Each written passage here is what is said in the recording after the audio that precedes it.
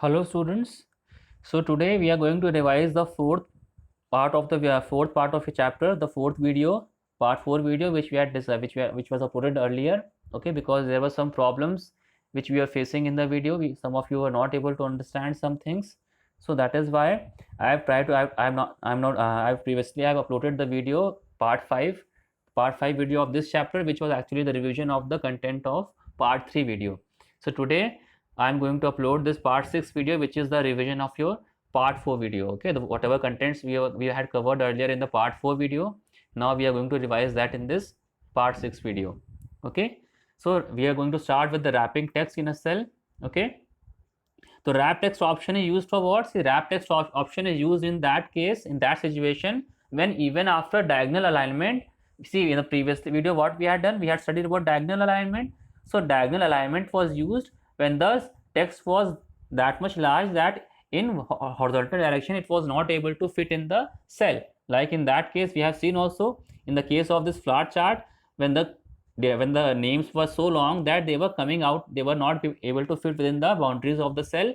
Okay, in that case, if we were able to fit them in the cell by using the diagonal alignment. Why? Because diagonally, all of you know in mathematics, the diagonal is always longer than the horizontal and the vertical boundaries. Okay, so it in that case also, because the diagonal will be longer than the length of the cell, that is why what happens, if we align the text diagonally, then more amount of text, more number of characters will be able to fit in within the cell boundaries. This is the advantage of diagonal alignment.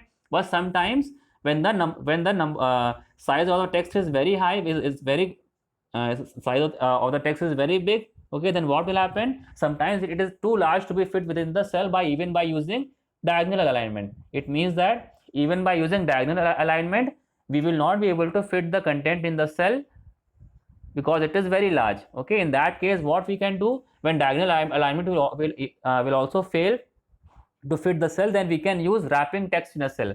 Wrapping text in a cell means what? We are arranging the cell into multiple lines. Okay, by increasing the row height, what happens in the case of wrapping text, the row height is increased. The height of the row means the actually it is the height of the cell also. Row means what? All the cells in the row, those height will be increased. Okay, and what will happen, actually not all the cells in the row, in whatever cell we select. See, we can also apply from a text wrapping in any particular cell also. It is not necessary to apply to increase the row height of all the cells in the row. So actually what happens, the height of the cell will be increased. Okay, in the other words you can also say the row height of the cell also will increase. Okay, row height means the cell height. Okay, the height of the cell will increase in this case.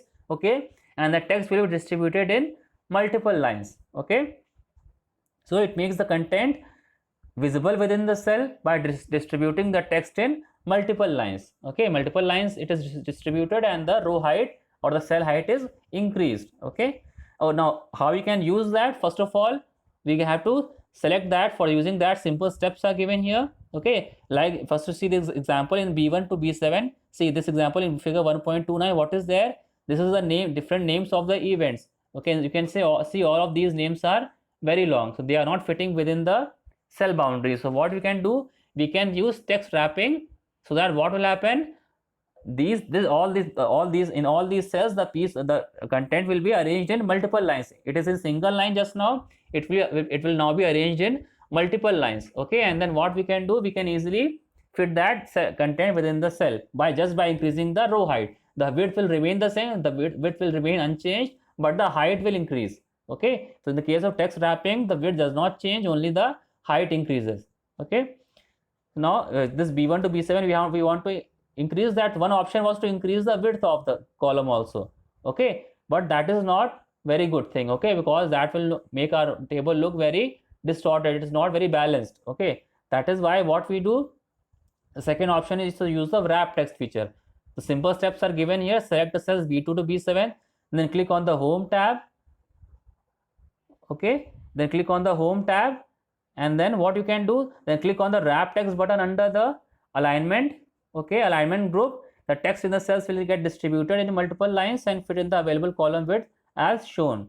Okay, and this figure, as it is shown in figure 1.31, after applying text wrapping, then what will happen, the content will be distributed in the multiple lines within the cells, and it will be fitted within the available column width also. Okay, now using options under the number group. See, number group is having different options. See, because what is there in the number group, different formatting options are there, different data type formatting options are there. It means for see, in the numbers also, numbers are of different types. See, we can have different types of numbers in the different types of numbers data in your cell. So every different types of numbers will have some different type also. Like for example, currency will have some different data type. Okay, see, currency, the value of currency rupees 150 will be different from the number 150. All of you understand that. Okay, then again, percentage value could also be there, fraction values could be there. So different types of numerical data is there. Okay, so for all these different types of numerical data, we have different type of data type formatting options in Excel. So all these different data type options are formatting options are provided in the number group. Okay, like for example, in the flowchart chart, what we can do, we can use this number group tools for formatting your data in the form of currency. See, what we are actually trying to do, you can see the rate actually should be specified in number, in monies. Okay, the rate should be specified in money, in the units of currency, because rate is what, rate is always specified in money only, it is a currency. So what we have to do, we want to show these values in the currency format. So how we can do that, by using how we can apply the currency formatting to this rate row, the second row. Okay, we can do so by using the number format drop down list. First of all, select these cells B2 to F2. Then in the home tab, you have to click on the number format drop down list. You can see here the number format drop down list is given over here. Okay, see the number format drop down list. Once you click on this arrow, then what will happen, the number format drop down list will open. Okay, then you can see here, once we have clicked on this arrow, then what will happen, this number format list will have different data type formatting options. Different options will be given here, like currency, accounting. So for all these types of data, we have different formatting options available in Excel. We just have to choose from this number group list. Okay, so click on the number format drop down list, and then click on the, here we want the currency format, so we will choose the currency format option here. Okay, then what will happen, as soon as you choose this option, then you can see that the values which was previously written in 10 only. See here, previously what was there, these values were written in simple numbers, 10, 20, 10, 5, 15, 50 and so on. Okay, but you can see what has now happened. See, after applying formatting, now these values are being displayed in the currency format. Okay, similarly we can also use other data formats also. Okay, like these different formats are given here: number, currency, accounting, start, short date, long date, time, percentage, fraction, scientific, all text, and all these are different types of number format options. So whatever option you want, we can choose from the list there. Okay, then some things about the percentage and fraction form are given. See, if you want to type the text as a positive decimal number less than 1 for percentage format, then what you have to do, you can, for percentage format, you can just type the text as a positive decimal number. For percentage format, you don't need to specifically type the percentage sign. Okay, this is the advantage of using this formatting. You don't have to specify any sign of percentage here. Just you type it as a positive decimal number like 0.25 or 0.004, then what will happen, it will be automatically converted into the percentage. Okay, like 0.25 will be converted into 25%. Okay, then for a fraction type data, similarly you can enter the data as a mixed fraction or an improper fraction or proper fraction, and it will be automatically converted in as a equivalent decimal number. Okay, like you can see here, this fractions have been converted into similar decimal numbers, or it could also be converted into fractional values also. Okay, now adjusting commas and the number of decimal places to display. See, comma style means what, without applying comma style means what, the original number, you can see this figure 1.37, the original number is displayed without using any commas. But if you want to, if you want your numerical value to be more readable, more understandable, then we can also use the comma style button. The comma style button does what, it uses it separates the values using a 1000 separator comma. Okay, this option is available under the number group. What it does, it separates the numerical values with a 1000 separator comma. What happens actually here, in this, here they have shown the Indian type of 1000 separator. Indian type of 1000 separator means what, here actually we are using 1000, then lakh, then crore type of figures in our numbers. Okay, and in our currency, what we actually count, after 1000 we have lakhs and crores. Okay, so we don't have the billion system in our country. So where million system is being used, then what is actually they are doing? They will apply comma style at every after every three digits. Like after 3 digits here, what is that? 12,354 they have written.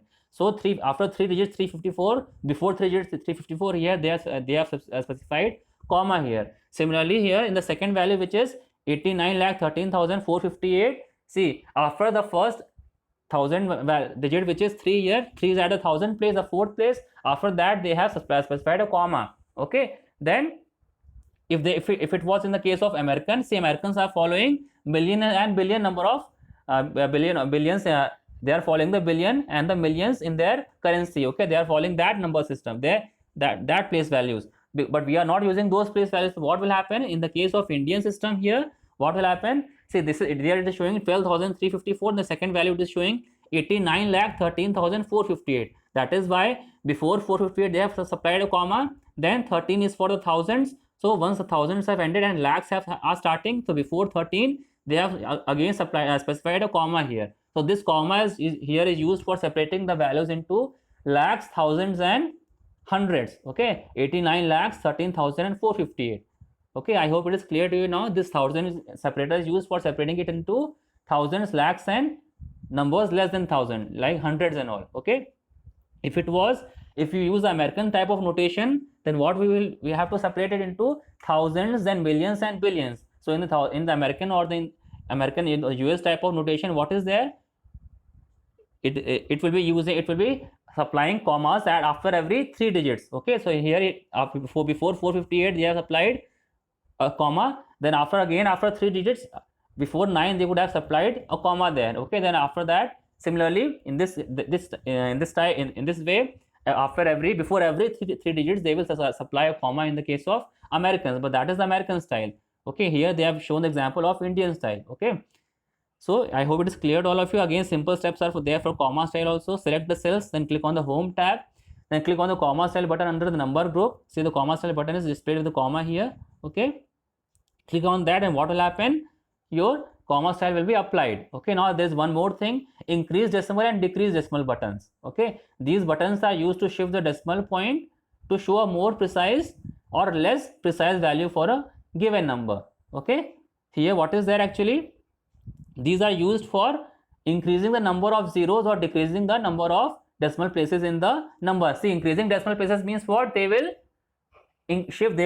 insert zeros at the end of the number. Okay, increasing decimal means what? They will insert